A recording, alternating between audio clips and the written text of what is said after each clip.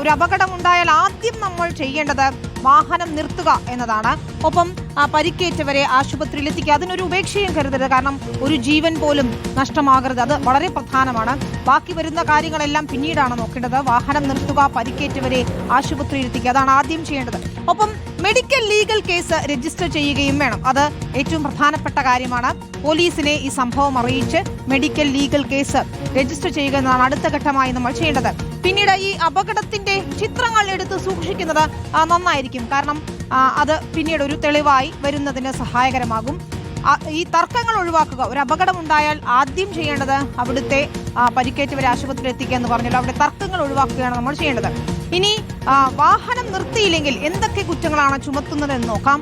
ജാമ്യമില്ലാത്ത കുറ്റമാണ് ചുമത്തുക. BNS 106/2 പ്രകാരം ശിക്ഷ 10 വർഷം വരെ തടവും പിഴയുമാണ്. അതുകൊണ്ട് വാഹനം നിർത്താതെ പോകരുത്. അത് ഗുരുതരമായ ശിക്ഷ ലഭിക്കുന്നതിലേക്ക് വഴിവെക്കും.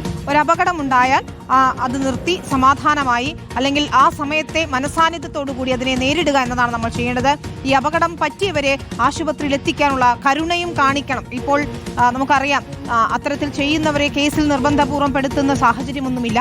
എന്താണ് അപ്പോൾ ഉണ്ടായത് എന്നത് പരിശോധിച്ച് നടപടിയെടുക്കുകയാണ് ചെയ്യുകയുള്ളൂ. അതുകൊണ്ട് ഏറ്റവും പ്രധാനപ്പെട്ട കാര്യം കരുണയോടെ തന്നെ നമ്മൾ ആ സമയത്ത് പെരുമാറുക എന്നതാണ്. മണിയമ്പിള്ള രാജു പാനിക്കായി പോയി അതുപോലെ ആയിത്തീരരുത്.